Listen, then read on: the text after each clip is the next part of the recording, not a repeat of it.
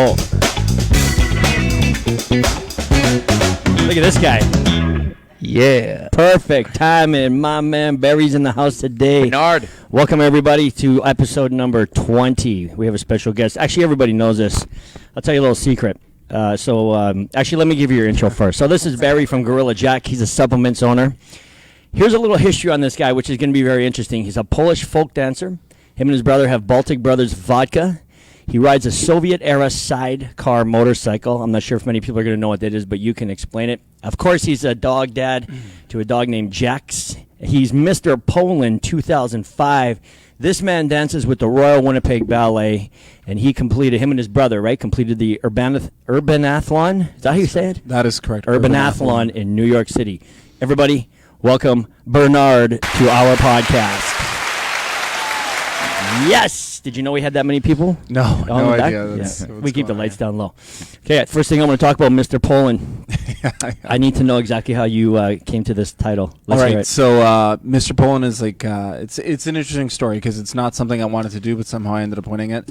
It's one of those things you get talked into by your friends. So we were in Poland, and what that is our folk dance group goes to Poland every 3 years, and they perform at this festival. It's a festival of Polish folk culture, so groups from around the world travel in from different countries and experience and do Polish folklore.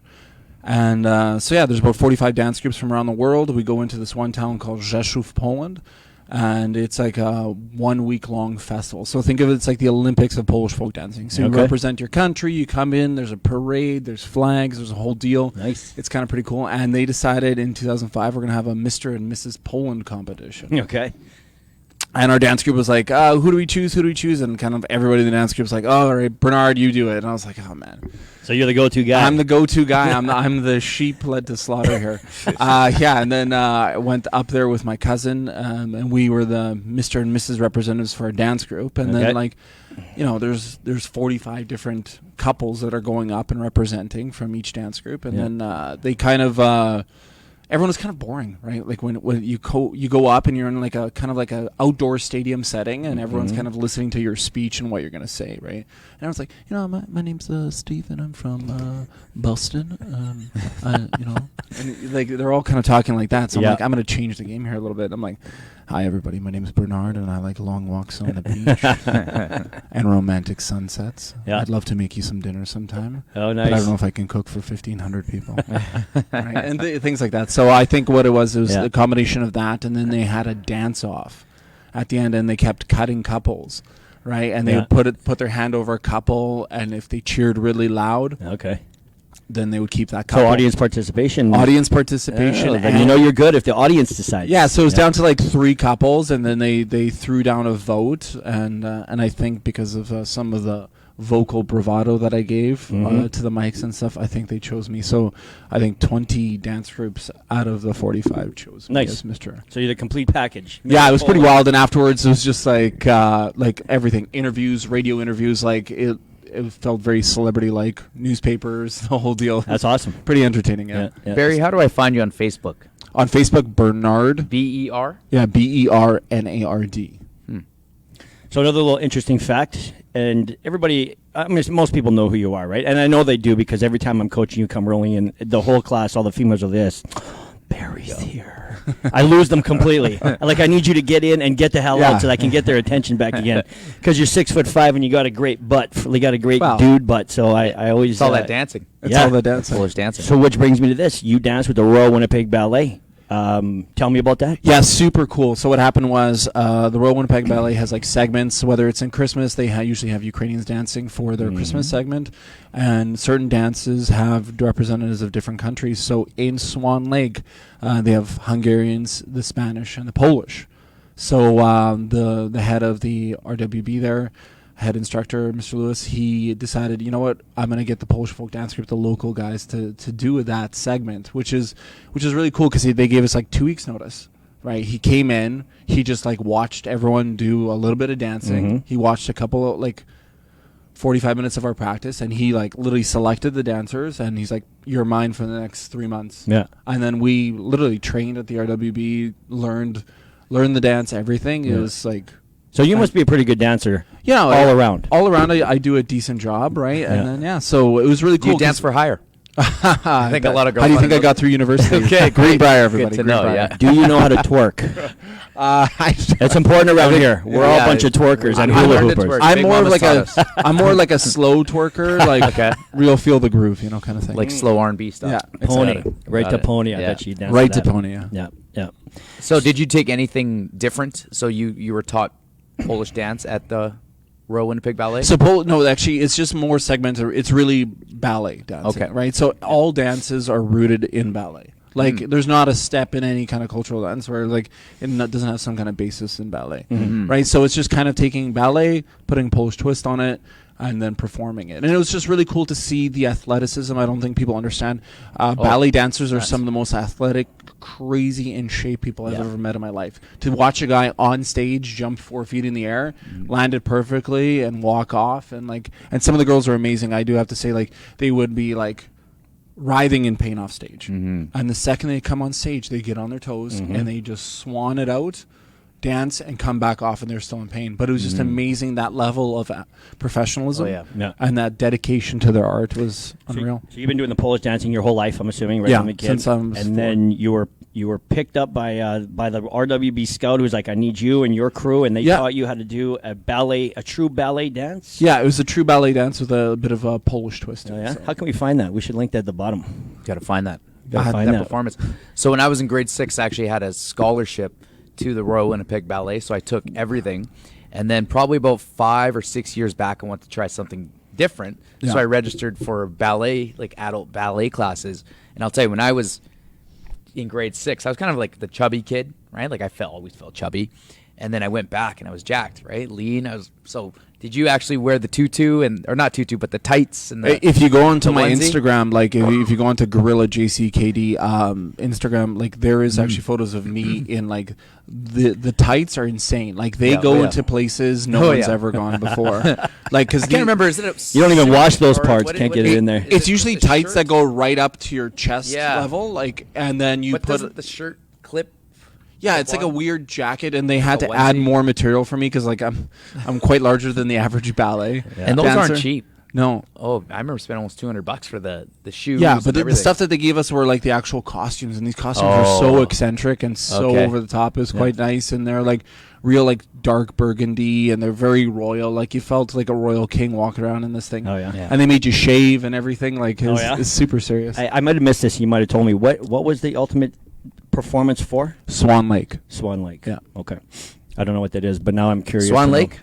It's the movie, right? Yeah, it's just like the movie. It's a story of well, not quite like the movie. Okay. that What's the movie one's, called? Black Swan. Right. But yeah, it's a story of like white swans and the one swan turning into the black swan, right? And it's a beautiful ballet. It is quite amazing. Do we have a big ballet culture in Winnipeg? Are a lot of Huge. people into it? Yeah. Yeah, huge. Dance- Royal Winnipeg dance Ballet. is It's huge. one of the best. Yeah, I know where it is. We're looking at a place to shoot a video the other day, and it's right across the street. But I've never ever been intrigued by it, but except right now.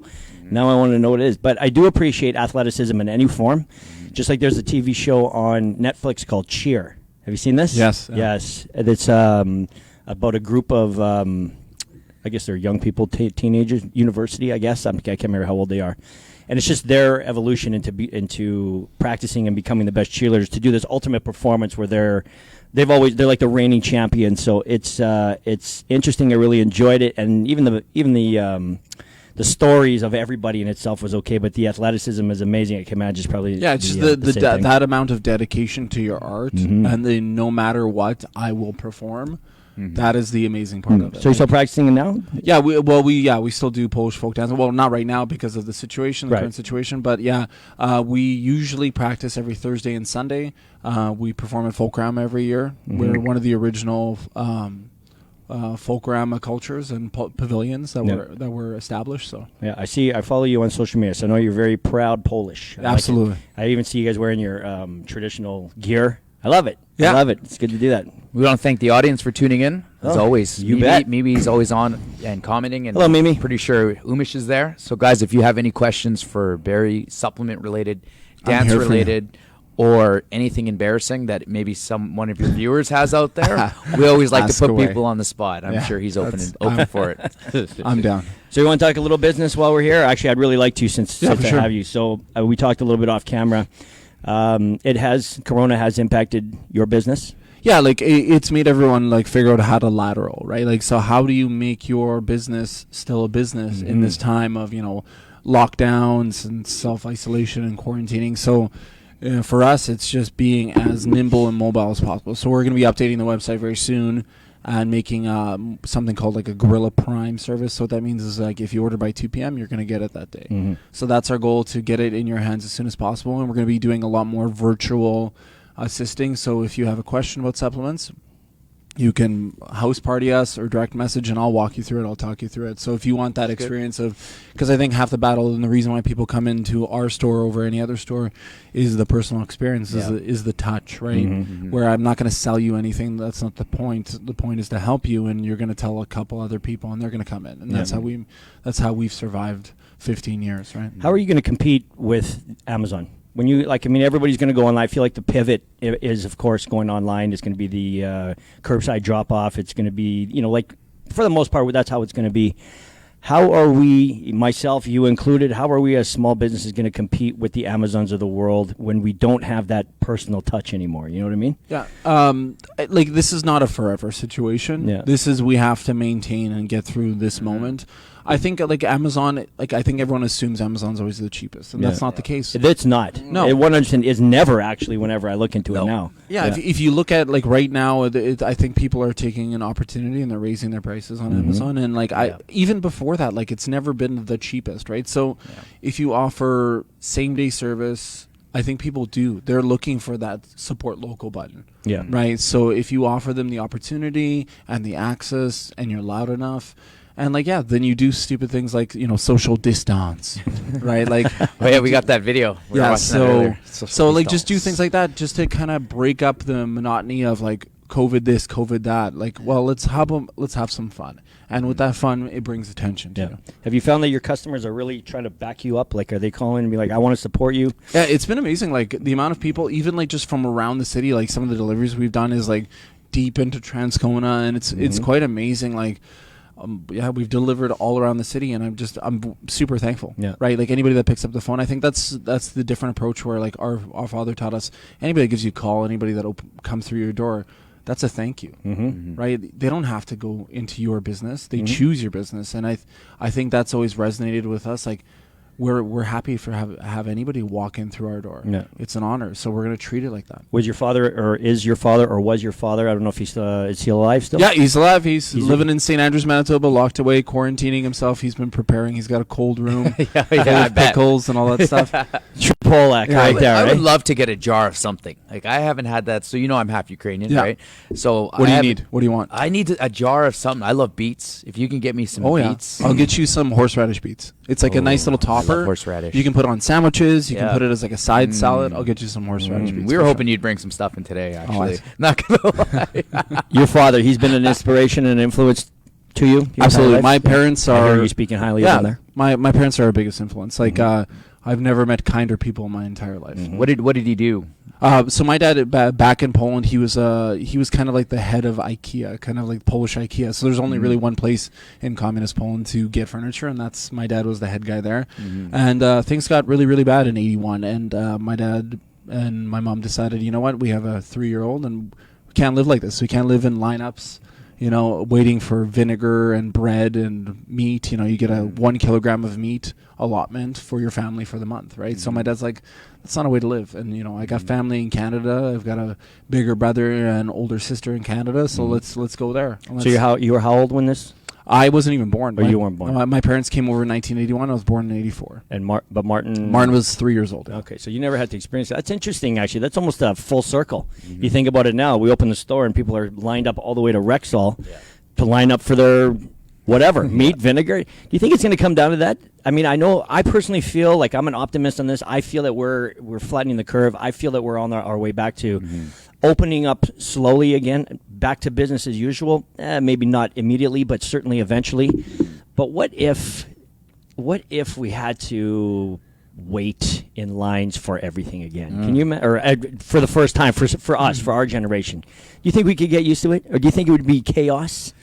Do you think there would be fights in the streets, blood in the streets? I feel like it might be. You know what? I think like anything, I think cooler heads will prevail. Yeah. I think at the end of the day, like I hope that we go back to being able to sit with friends, you know, at the Forks, have a beer and enjoy. And I think as long as our civil liberties aren't trampled on, I'm 100% for self-quarantining and keeping safe and all that stuff.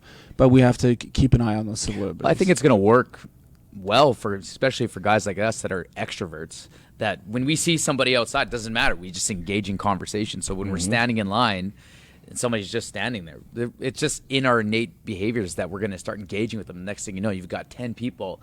And so instead of the cattle being herded through very quickly, now you got to, slow down, and you got to, right? Now you actually got to be in the moment versus always being in your phone and in and out and in and out and in and out. Next thing, right? We talked about slowing it down. Yeah. So that's what they're doing right now. You got to slow down. You got to wait in line.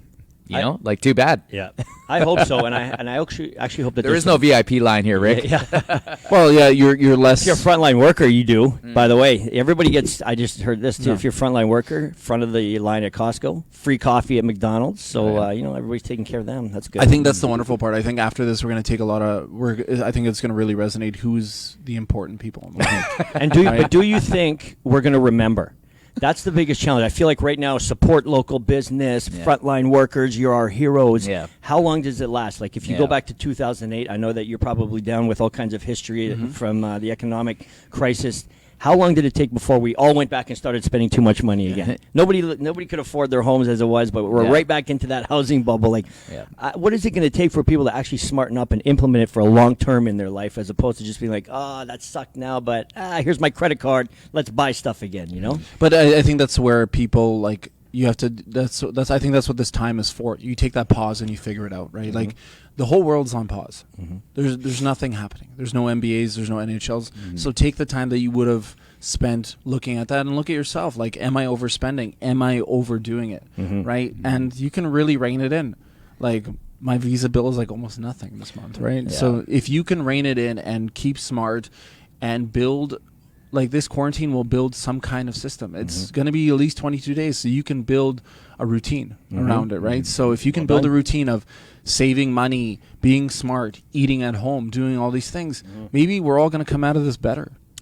But you know, on the reverse side of that, so I know we've all been talking about we need to contract.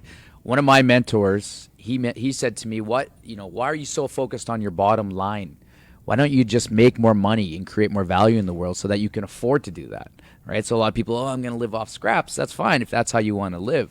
But if you want to live in abundance, you want to go and buy something, and you have the income to match that. Now, I get it. People that don't have the income, that are living beyond their means, that's a different story. Yeah, that's what we're talking about. But the people that are creating more value, creating more earning capacity, then buy that, right? Like, don't shame somebody for driving a nice car or having a good house. Oh, absolutely. No, absolutely. Like, they earned it. Absolutely, that person earned it. And but the thing is, I think that's where it is. I think that's all businesses have.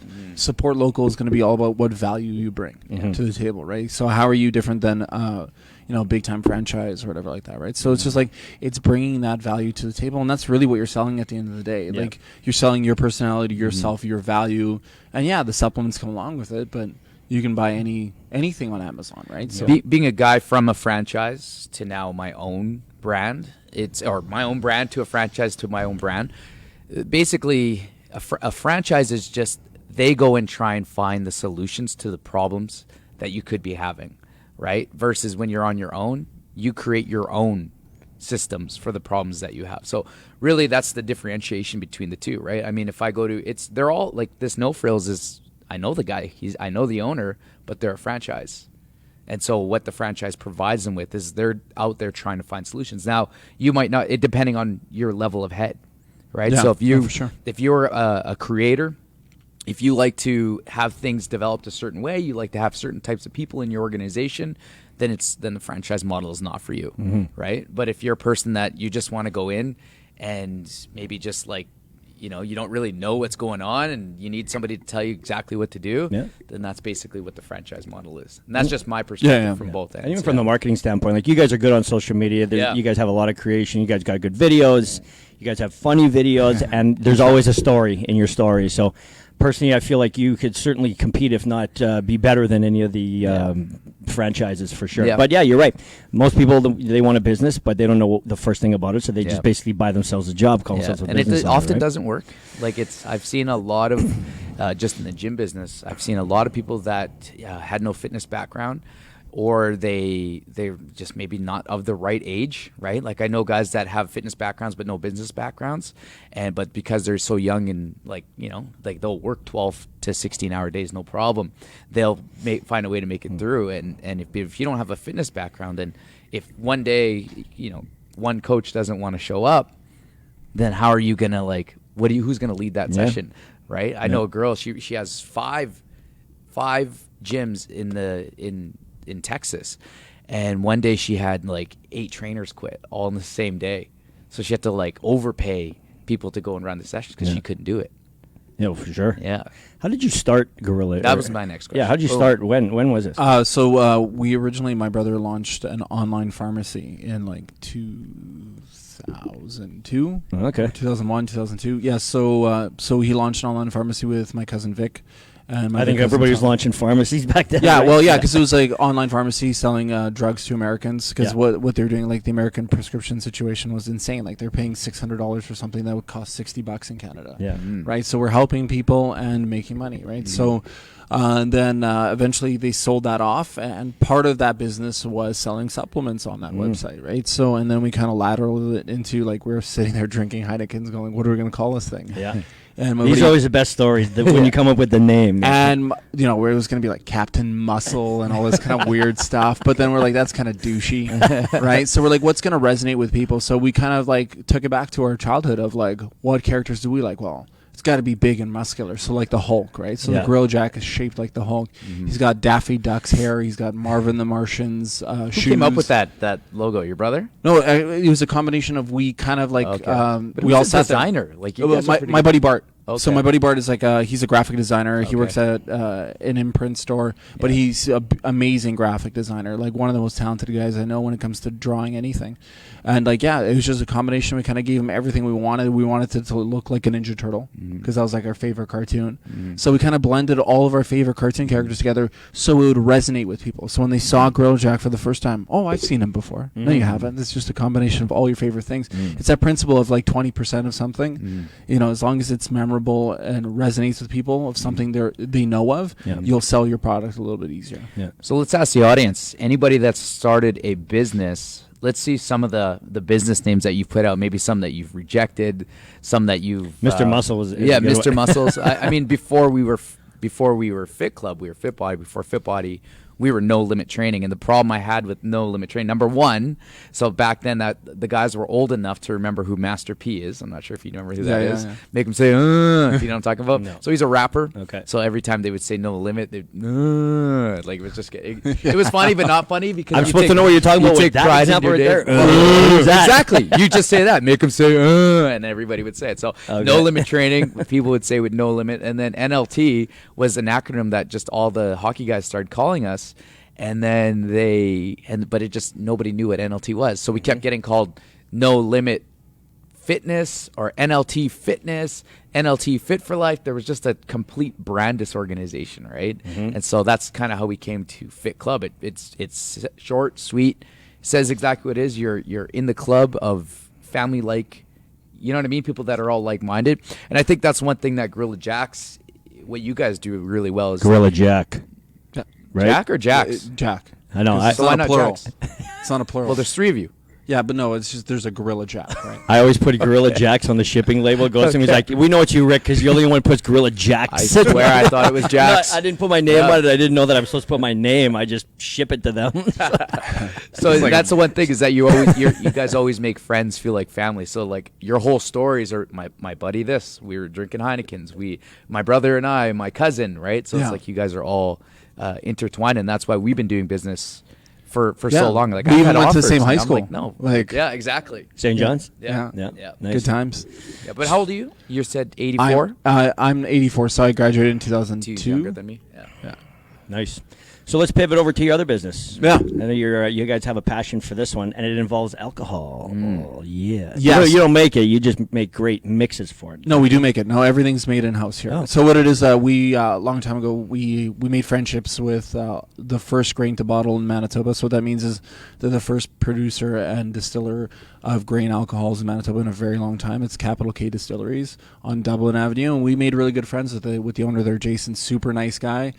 And he's an immigrant as well, so we had a lot of relatables. Mm-hmm. And we just kind of started talking about stuff, and he's like, well, you guys make really good mixes and stuff. Like, we make these pre-infusion pouches, so you take your alcohol, you throw it into a bottle, you pour in our pouch, let it infuse, strain and serve, and you make ready-made cocktails. Mm-hmm.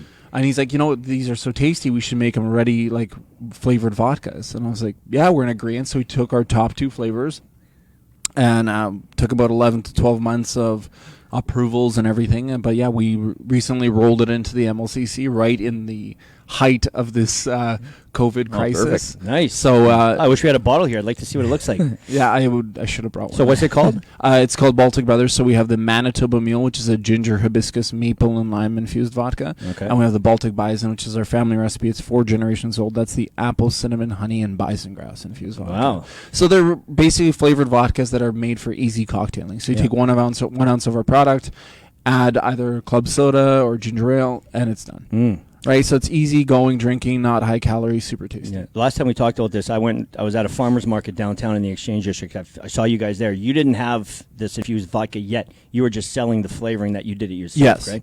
Well, that's good. So you've grown in that last year. Yeah, You've no, obviously- like Baltic Brothers has really grown because it is quite a passion, right? It's Mhm. coming from family history. Like my great grandfather used to make vodkas for the nobilities of Poland, right? And then just one of those things, right? It's just grown out of that and all those recipes and family recipes. And any family event, people would have like this uncle would bring this kind of infusion, and that uncle would bring this kind of infusion.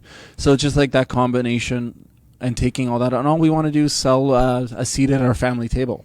Mhm. That's kind of like we're selling that feeling. Mm-hmm. And that's what it is. Yeah. So people would be like, how does that relate to fitness? You're on a fitness podcast, business podcast. You sell supplements, but how does vodka align in that? I think it relates to life, Mhm. right? Like at some point in time- culture, right? Yeah. Like my heritage is my life. Mhm. And this is a huge part of my heritage, but it's also part of everyone's heritage of just like relax. Like Mm. you don't have to be perfect. Mhm. Like yeah, hit it on the head. Go do it. Go hit your fitness goals, but like you're allowed to have a whiskey if you want. Mhm. Right. Jerome, what's the Filipino drink? What's that? What's the Filipino drink? What do Filipinos drink? For Back what? home. Back home. Back home? Yeah. I don't really You know what the Ukrainians drink? It's called homebrew, and we make it in the river behind Yeah. Grandpa's house. So how does That's that what it work? is. You make a in the river? In the river. Yeah, homebrew. Okay. It's crazy. Yeah, for and us, this- the biggest thing is like, so that Baltic bison is what we call a starka. And a starkas were like, when your child was born, you take like this huge oak barrel, you char the inside of it, you throw in this white dog, like this clear, super high grain alcohol, and you throw in all these different flavorings and all that stuff, and you seal that up, you bury it 15 feet down. Yeah. And when that kid was married, you'd pull it back up and you'd have it at the wedding, right? Yeah. So that's the family tradition. That's where it comes from, right? Yeah, that's, So- that's just like us too. When I was a kid, we would go down to the river with Grandpa, and we would clean out old jugs with rocks, and he had mash in a barrel somewhere in a river. Everything's hidden, and this is all this no longer happens. It ended with my grandpa passing away. But anyways, yeah, we would hide this homebrew in different places, and it was interesting. So does it get you lit? Oh, it's great! It's straight rocket fuel. Like you That's can rocket fuel. fly planes. I think I've using had this it stuff. before. yeah, it's like 65% probably. Yeah. So and That's a light one. most people who try it, I don't know how yours is, but most people who tried ours was just like, this is awful. This is awful. But if you have that bloodline running through you for whatever reason, you like it. But yes, you're right. At all the the weddings and all the big events, you always bring out the whole bottle. Yeah. And you got to go for the walk with Grandpa, and he takes you to the back 40, and you find this bottle in the middle of a field, and you don't even know how it is. Really? But yeah, it's cool. It's a cool little tradition that we had. I'm assuming you had. Yeah, and it's just Something something similar. fun, right? Like you sit down, you resonate. It's not about drinking a lot; it's about drinking something of quality, Yeah. right? So you sit down with your friends, and you're like, "Wow, I'm actually sipping on something that you can talk about, Yeah. you can chat about. Yeah. It has levels to it." I agree with that completely. We don't drink, but we're not here to bash alcohol. That's not it at all. But I agree with you. we try to be pretty perfect with respect to our health and fitness. But yeah, you're right. I do enjoy having, like a McDonald's burger once in a while or whatever. And I feel like, you need, a lot of people would hit us at first and say, enjoy life for a little bit, like have some French fries. And I would always fight it, right? I don't want to do it. I don't want to do it. But I was also on a different part of my journey. So I feel like living life is good, but it has to match your goals, right? So when I was extremely overweight, yes, of course I wanted to eat hamburgers, and yes, of course I wanted, but I didn't allow myself to as much because I had a goal. But once you get to that goal, then go ahead and open up a few other things and enjoy life. And if your thing is alcohol, then have a Baltic Brothers vodka or whatever, right? So, but I agree with you. Lifestyle, right? So it's that's all how it about wraps because together. life's short, right? Like enjoy, like.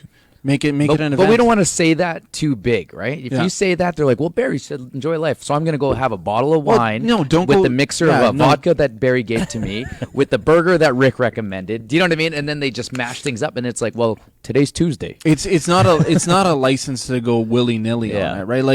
Like the thing is, it is also like a treat, right? Like people don't understand, like if you're going to eat pizza on a Friday night, that's a treat. So adjust yourself accordingly. Like be responsible to yourself. Like I treat every calorie like $1, right? So if I have $2,000, 2,000 calorie dollars to spend, and I'm going to smash a pizza, I make the according adjustments, and I'm eating water and almonds all day so I can have that pizza. But you have to have the willpower to adjust. Put yourself on a food budget. Yeah, put yourself on a food budget, right? Because like, if you overspend, you're overspending, and overspending means a bigger waistline, right? Like, and that's what that's a great way to look at it. And if we're talking about living more in abundance, well, if you want to eat more calories to justify everything that you're putting in, well, it's going to be a grueling task. So some people have to work longer hours to make more money. Some people have to spend more time in education. Well, it's like, if you want to eat more calories, well, are you putting more time in the gym?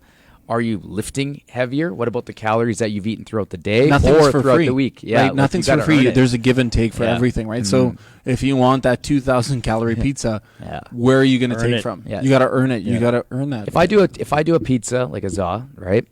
That'll probably be the only meal that I'll have in the day. But I've built up the discipline to be able to do a 22-hour fast, right? So if people want to be able to just have that, most people, that's all you can eat. And the thing is, and don't smash it all at once. That's the other misconception, right? Like, so if you're going to pick up a za, I think za is great. Like, you can pick it up and you can have 2 slices. And then a little bit later, have another 2 slices. So, like, spread it out a bit too, right? Because calorically, all at once is a troublesome thing too, right?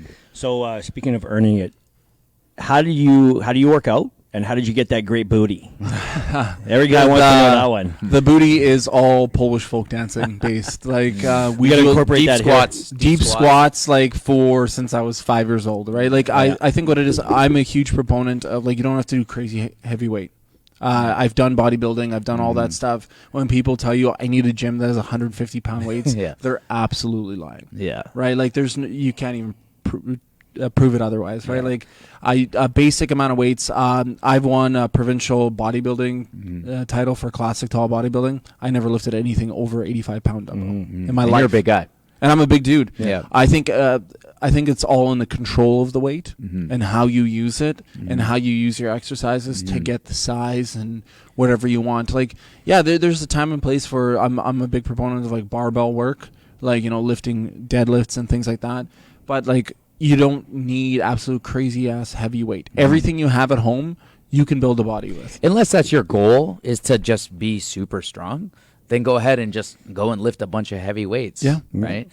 But, okay, so let me ask you this. What is your rule? So people say it's 90-10 nutrition to working out, or 50-50. Like, what is your kind of like percentage of that number?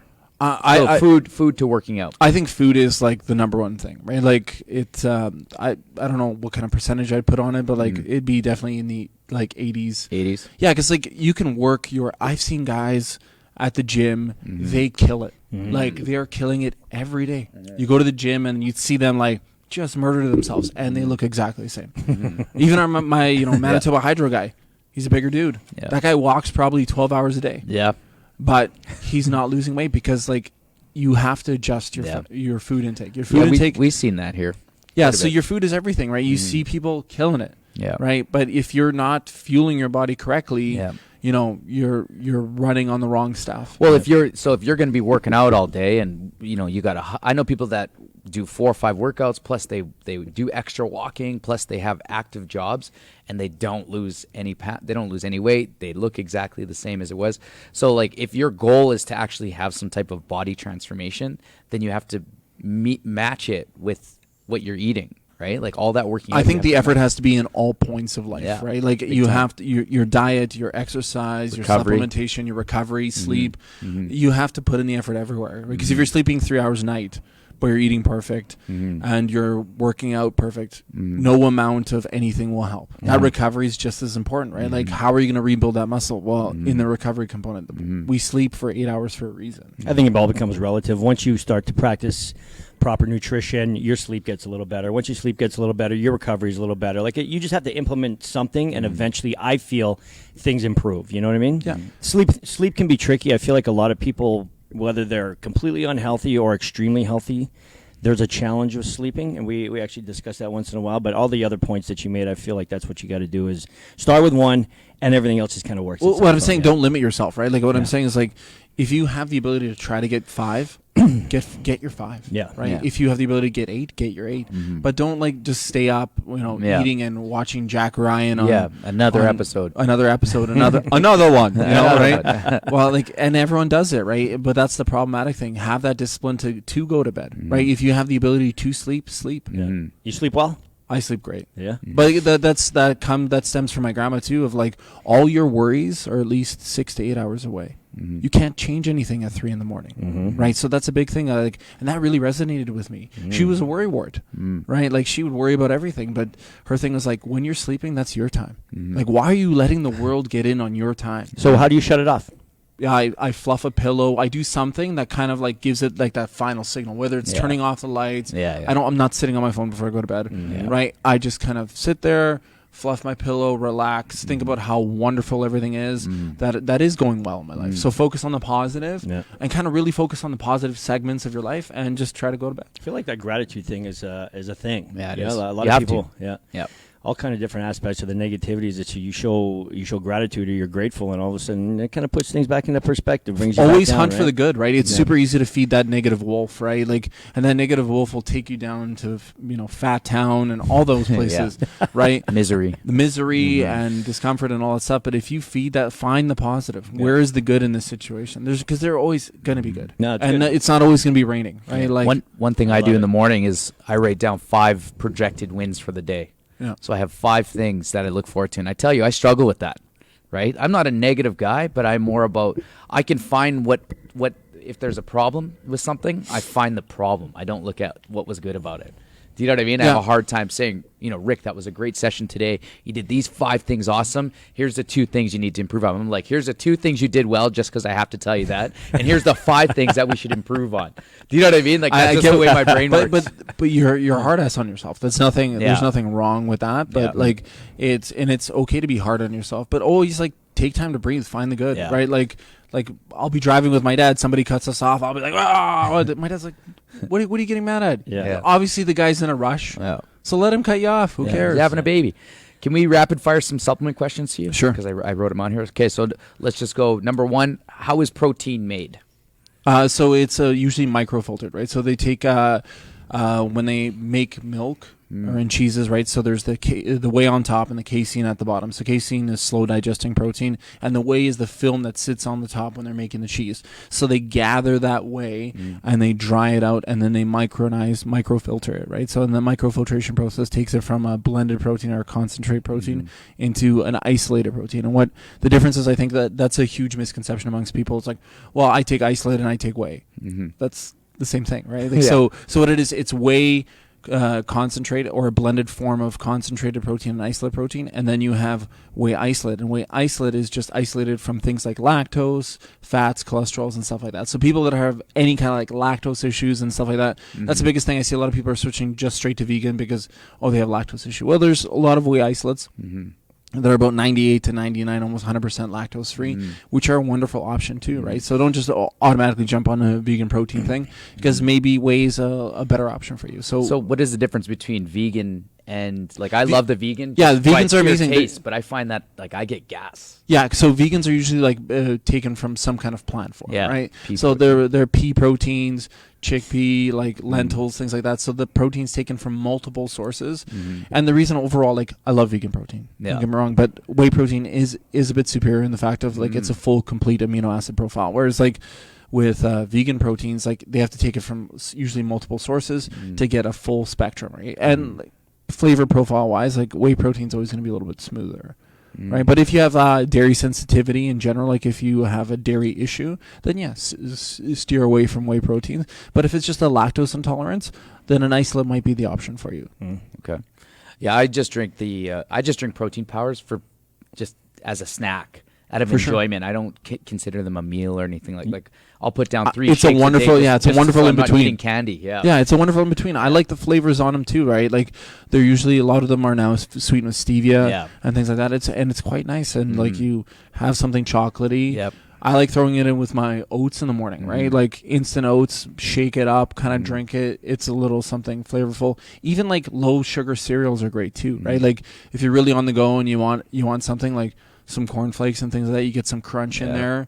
Throw in like a nice vanilla. It kind of tastes like an ice creamy bowl. It's a milk enhancer. That's not a bad idea, actually. I had cornflakes last night. I didn't think to put any protein powder in it. I'm going to do that. Even cornflakes. Even like that new coffee that everyone's trying to make. You and Jet. Well, even that new coffee that everyone's trying to make, like that instant coffee cream on top. Throw in a little bit of protein in there. Yeah. Like how bad is that for you though? Like I haven't never kind of listed it's the not bad at all. ingredients. It's like it's sugar. It's like a a tablespoon of sugar. Okay. It's a tablespoon of instant. So what's coffee. this called first, so everybody knows? Because I've seen this.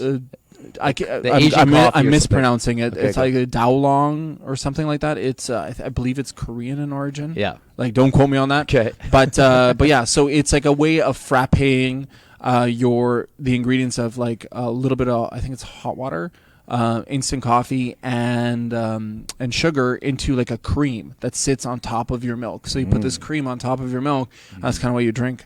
And I've tried it with a little bit of protein, a little bit of chocolate protein. Yeah. It's even better, right? Because like there's a bit of like thickening agent to the protein. So if you want that real rich, thick, nice consistency to it, I recommend throwing a tablespoon of protein. So our viewers, how many of you have tried this Dao Long?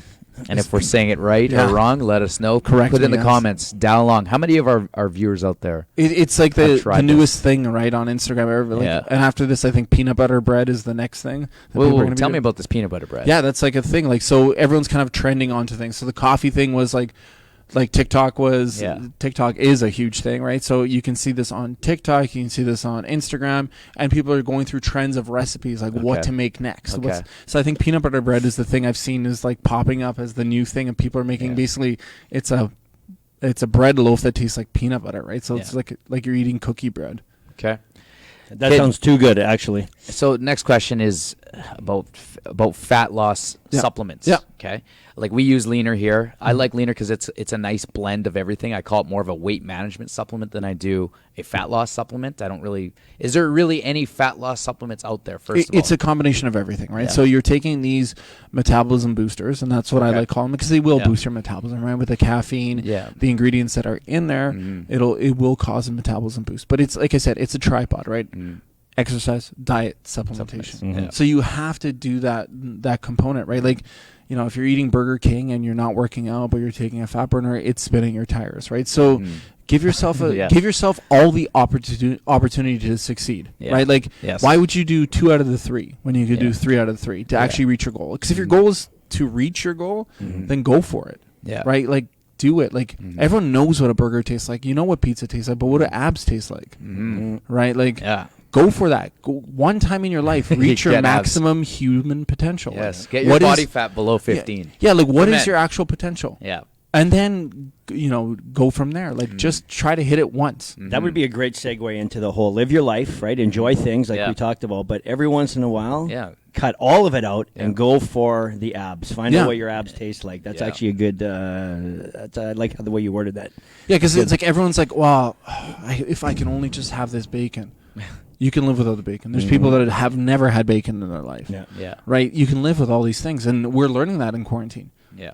You can survive. Yeah. You can survive. You don't need to eat out every day. You don't need to be going to Earl's every day. Starbucks. Yeah. You don't need a Starbucks. You don't need anything. You don't need all this. It's very minimalistic what you actually need to survive. Yeah. And if you are grateful for what you have and you make a right approach, I think you can benefit a lot from Mhm. it. Like that's why I think there's an opportunity sitting here in this quarantine kind of world of like, you can come out of this with make yourself a game plan, like, and how you're going to come out of this stronger, bigger, faster, stronger. What would you say the number one thing to focus on while we're doing this? Or I shouldn't say the number one. What are a handful of things that you think people can be doing right now in order to come out of this 10 steps ahead before they went in? I think prioritize what's important to your life, right? Like, fitness. I think people are realizing fitness is a big thing. I think people are realizing family is a huge thing. It's the first time I've heard like people we're actually using the dining room table. Like that's a wonderful thing. I think that's one thing we can take away from this quarantine situation of like families are getting together. They're going for walks. It's amazing. I've never seen more people walking in my entire life. Do those uncomfortable skills too. Sorry. No, go ahead.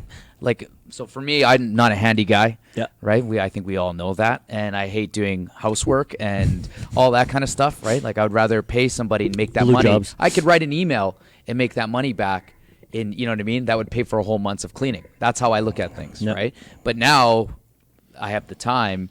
So, yesterday I'm just picking up the mop. Right. I mopped 3 times since Sunday. You know what I mean? So 'Cause that our means kids 3 just make times a in your huge life. mess. So I'm thinking about, yeah, exactly. So I'm thinking about how can I support my wife more, right? And like right now during these times, if she's at home with the kids all day, she's teaching Jet all these things. So I'm like, okay, pick up the mop, go sweep. So now when I see a mess, now it's easy, right? Like at first I was like, oh, why am I doing this? Come on, quarantine. I was like this close to calling up our cleaner. Like, can you just come over? I don't care what you got. Like, I'm like, no, we're not doing it.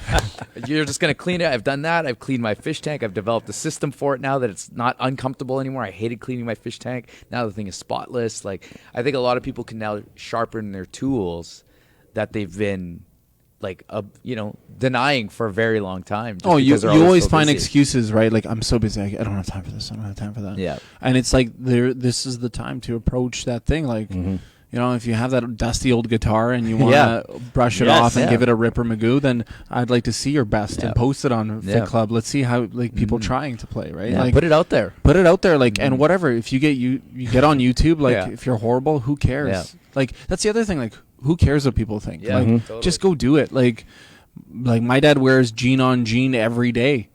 Denim on denim. He doesn't care, right? He wears like Sturgis 2006 hat with flames on it, right? Like He's the Tiger King. yeah, exactly. Polish king. Exactly. But it's just like, who cares what people think? Go do it. You want to do it? Go do it, Yeah. right? Like, go do that dance, sing the song, Yeah. play the guitar. A good indicator is TikTok. I mean, you obviously watch TikTok. Yeah, absolutely. Yeah. You can see all the people that are my age now. So I'm 10 years older than you that are getting onto TikTok, and they don't know what they're doing, and the kids in the background are just shaking their head like you should not be on here. But it's a good indication that people are bored and they should be trying to do something different.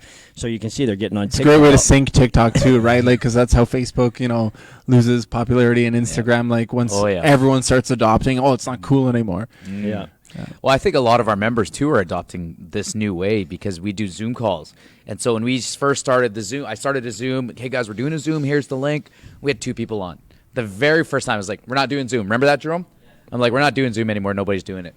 And then all of a sudden, we did another one. And then there was 4. And then there was 8. And then today, I think there was like 20 people on there. Do you know what I mean? And this is only a matter of 3 or 4 days. So people are – and it's not like our clients are – 20-year-olds that are using Zoom. Like there wasn't one 20-year-old on that Zoom call. People will adapt. Yeah. People will if you're Mm-hmm. forced to a situation of like, well, this is different, but let's I want to be a part of that. I want to be in that conversation, so they'll be forced into it. That's what I love about the gym. More specifically, what I love about what we do here is that you being here, you're already in a different caliber of champions. That's the way I look at it. If you're able to come here, do work, I don't care how much you lift. I don't care that you can't finish everything. You're here, and you're putting the work in. Now, the other gyms, like even like my friends when we travel, we went to a big box gym in the States there, and they just get on the thing and do this and stand there, and I'm like, come on, this is not what we do back home. Let's pick it up, right? Like when you're here busting your butt with us for 30 minutes, I just put you on a different platform because I know that you're here. You're part of that 1% club that is making that change, right? And so, just proud of the members. Well, it takes effort and it takes brass to come into a place like this, and you know, put yourself out there because Yeah. you're amongst a You bunch have of to. people. But also, that I think that's part of the camaraderie, right? Like it's that family environment. I've come in here many times, and you see people sweating and giving it, Yeah. and you see people supporting each other Oh, yeah, next big to each time. other. Like, you can do it. Come on. Yeah. That's good. I'm it glad up. you see that. Well, we Yeah, can't and- mute them. So part of the Zoom is they don't want to be muted so they can call each other out. And I'm like, really? That's what you guys want? Okay, let's do it. Yeah. Right? But And that's part of the fun. Like It is. they help each other. Like Yeah. a little bit of motivation, a little bit of screaming in the air, Yeah. even from your buddy next to you. Oh, yeah, I love it. sweating, right? I Like love it. that helped the situation. I've seen that a couple of times where, like, you know, somebody's like, "No, you can do it." A pat on the back or whatever it is. Yeah. That's all people need because, like, your give up is just all pretty much mental, right? Mhm. Like, your body can do some amazing things. Yeah. You can see people do, you know, if you can see a guy run subpar, you know, 2 hours for a marathon, the body can do unreal things if pushed, right? Yeah. Yeah, Agreed. little outside motivation is usually what all people need. That's all they require, right? Instead of And being I in their think own that's what head. you guys give, right? Like, Yeah. they come in here because they want to be yelled at, and like, not yelled at, but you know what I mean. Like, they want They that. do want to be yelled at. Yeah, a they little want bit. that aggressive motivation and that push and that drive and the music blasting and everything going because it gets you in the zone, in the Yeah. mood, in the feel of it. Right? Yeah. And nobody ever has that. We're all soft around each other. We're like, it's okay. You don't Yeah. have to do this. Yeah. I'll drive you. Don't walk. You know, like Yeah. to make everything as convenient and easy. Yeah. Whereas when you come in here, we don't make anything easy for you. You work for everything. You like if you want a heavier weight, go get it and bring it over there. I'm not Yeah. even doing this for you. You know what Yeah. I mean? And that's what people. I feel we need it, but for some reason we don't put it out there that that's in fact what we want. You know, but But we do need it. You know? I do think you guys do make things easier for people in the fact of, like, the problem with going to the gym is, like, you're ridiculed and you're like, well, you feel like you're ridiculed, right? You're staring at these machines. I don't know what to do. Yeah. Here, you're going to come in and, you know what? Rick's going to help me. Yeah. Yeah. And then and RJ is going to help me, and I'm going to get to my goal a little Yeah. bit faster. Because as much as you guys are, you know, screaming and yelling, getting people going, you're helping them, Oh, of right? course, You're yeah. getting them to their goal because, like, maybe they weren't sure on how to use the calf raise machine. The first time I ever used the calf raise machine, I faced the wrong direction, right? And I was like looking out to people. I'm like, why is everyone staring at me? Yeah. Right? I was at the University of Manitoba, going like, oh yeah, I guess. Then I looked at the little sign, and okay, I did it incorrectly. And what's worse now, somebody's going to get that on Instagram. Oh yeah, exactly. Right. Nobody came up and told you though. No No, one told eh? me. I kind of figured it out after because I saw, like, a really big, muscular dude do it, and he was facing the other way. I'm like, that makes sense because otherwise you're just staring at people. Yeah. Do you really We think? need your banner. Yeah, I got a banner. I'll get you a banner Yeah. for sure. Do you really think that there's a lot of judgment in gyms? I know every gym likes to say no judgment, judgment-free zone. I personally feel that if you're in the gym, I don't judge. I would judge you if you weren't in the gym. Like if you're Yeah. doing some kind of a bad habit Yeah. and you know maybe you're extremely overweight, I'd probably judge you. But if I see you, that same person in the gym doing something about it, I Yeah. would never judge Never. anybody. In fact, I have Never. nothing but respect. So. Yeah. I don't know why this message it gets put out there, or why it's in everybody's head that one of the main reasons they won't come into a facility is because they Yeah. don't want to be judged, and that's why yeah. they want to do this one-on-one. They certainly don't want to group training, and I don't know why we have that in our mind. Oh, it's that the people age of do. Instagram, social media. Everyone thinks it's about themselves, when in truth, really, no one cares about you. Yeah, Nobody Right? cares. Like, nobody Yeah. cares. I agree. I I think agree completely. I don't think I've ever gone into a gym and judged anybody by anything, right? So, like, I don't think anybody cares. Everyone's just doing their own thing, and I think it's like it's that self thought of like, oh, someone's looking at me. No, they're not. Yeah. Like, yeah, maybe there might be one creepy dude or whatever, right? Like, 'cause there's always that one guy With in the gym short shorts. with the Yeah. short shorts. How short are your shorts, Rick? There. Yeah. Anyway, A lot of leg here. crawling up. A lot of Yeah. leg. They keep Crawling up crawling on up here. What's Bro, going can we on? get a zoom in on that? Yeah, I get a zoom on. But no, I think what it is like, stop thinking and caring what other people think. Yeah. And just do your thing. Do your thing. Do your thing. That's Yeah. a good point. Like whenever I'm coaching and I'm watching, so you're always watching people, and I'll watch somebody's face because that's a good indication of yeah. you know, are they doing? Are they happy? Are they excited? Are they really concentrating? Are they about to pass out? And you know, the eyes are everything, right? And what I've noticed is that nobody is looking around at like that girl and being like, no, she's who not cares? working hard enough. Man, Yeah. they are just trying to stay alive. Yeah, everyone's They're just trying to stay alive. They're just so focused on the next thing, and then where do Yeah. I got to go from here? Yeah. Nobody's looking at you. I So think if- that's the thing too, is when the judgment kicks in is when you have too much time. So at a typical gym with the typical person, Yeah. they'll do a workout and then they'll rest and they're Yeah. staring One at, set, 6 what minute is that rest. guy yeah. wearing? You know, what is that guy doing? You know, it's just, if you have too much time. Totally true. Whereas here it's like, okay, where do I got to go next? Yeah. Right? And which weights am I going to do? And that's it. And So you it's just focus. so it's an actual workout. yeah. Yeah. So that's what it is, because you see it all the time. Like, you know, boom, crank out Put on a heavy weight you can handle, crank out 6 reps or 10 reps, and then sit there for 20 minutes and do the next rep. And all you're doing is on your phone and, looking at the people and all kind of stuff. Like, that's not a workout. That's you're recreationally moving weight around. There's a big difference between building muscle and moving weights. So a lot of people go to the gym and they move weights around. That's great. But are you actually building any muscle? Are you actually putting the time and the effort and the exertion possible to get the result that you want? And a lot of people don't, right? And I think here, there's no bullshit, right? Like, it's like you jump in and you get the workout in, boom, and you're gone. Yeah. And, and right from the time you walk in. So the second you walk in, we make you check in, you change, and then you're waiting for something to happen. Usually people are here like 2 minutes before, so there's not a lot of waiting. There's not a lot of thinking about it. But that, what I feel, is the best part, as opposed to, say, a big box gym where you walk in and then people are looking at you, and then you go to the change room across the gym, and then you come all the way back across the gym again. You spend a lot of time moving and getting to places, but not actually working out. Whereas here, the second you roll in and the second you change, we're probably already calling you out. We're probably starting to make you do warm-ups. Immediately after that, you're quiet watching us. Then you're into the workout. 30 minutes later, you don't even know what the hell just happened to you, but you're back in your car, completely sweating, going home. So, just to, I guess, reiterate, when it comes down to a place like this, there is no judgment because there's just no time for judgment. No, there's no time for judgment. It boils down to, So I want to finish off with you're a pretty positive guy, uplifting guy. Earlier, you said it's about looking at and being grateful for the day. So what is your new normal? What is your new day look like? My day's pretty wild because it bumps between like doing stuff for Gorilla Jack and Baltic Brothers because we're busy helping make hand sanitizer for like frontline workers and police and paramedics and all that kind of stuff. So that's a big push right now to help as much as we can. So it's, if you can work your day where you do some good and help, that's the ideal. So I wake up in the morning, try to get a good basic workout in. So, push-ups, squats, all that kind of stuff. I do some iron crosses, which is like just sitting on your knees, going backwards, that kind of stuff. And I just keep doing that. I do a lot of stretching, yoga. Like, this is the first time I've actually had time to do my yoga, right? Where it's like I've actually stretched out my hips for the first time and I'm more pliable. I'm not just this giant ogre anymore, right? And that's the biggest. I feel like that's key. That's huge. I'm all about that. Yesterday I did a whole foot and ankle mobility, and I was like, Neri, how awesome was that? She's like, I don't like it. I just want to work out.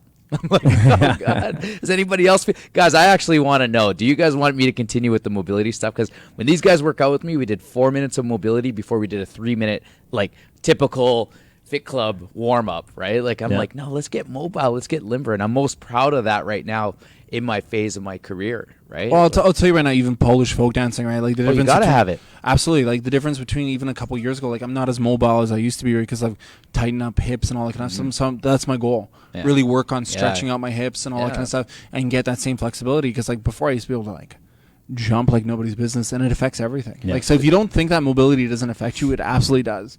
Because it is kind of crippling in the fact of, like, you don't jump as high, you don't move as fast, you're not as mobile, right? So if you there's no reason to not maintain the stuff that you had when you were 20. Yeah, you get older, you get more tired and this and that, but if you maintain it throughout the rest of your life. I think it's the bullshit you sell yourself, right? Like, you say, oh, I'm just older. Like, just things are creaking. Right there. You hit a number. Wait till you hit 40. You're supposed to just kind of lie there and die at that point. So exactly. But I don't think that's the case. Like, you look at people like yourself and, like, wow, you can be super mobile. That's the number one focus now for me, and that's the advice that I give to anybody who's a little bit older, I guess, if you want to use the number 40, just because everybody seems to, is focus on the midsection, your core strength, and your mobility. Learn how to get your knees up to your elbows. Like, if you can do that, in my opinion, you're done everything. You don't have to bench press the 150s anymore. No, like, you don't need that anymore. Yeah, my uncle's 96 years old, right? He walks for half an hour a day, right? He does some mobility stretching. Like, he eats the same basic food every day. Keeps it very simple. And, like, that guy, his whole idea and concept of it is never stop moving. Because if you stop, the oil starts getting old, right? That's awesome. Like, do you have any more questions for him with respect to... Mimi says once the music gets going, she's dialed in. If you've ever trained Mimi, she's always dancing. She's always going. So you got it. A lot of fun. Hey, Barry, appreciate you coming by here. Thanks for having us. So real quick, we're going to support those who support us. Baltic Brothers, you can buy that at the LC now. Manitoba Liquor Marts, most of the LCs got them, And, of course, Gorilla Jack, no S at the end. Gorilla Jack, they're over on Main Street. What's the address 1665 Main Street. Oh, you even got to follow them on Instagram. They have some fun videos. Yeah, they do. Actually, make sure you do that. And you're on TikTok now? Yeah, we've posted one. Awesome. All right, we're gonna do it out. Barry, stop looking at my short shorts. Dance it out, buddy. Yeah. I know I can feel.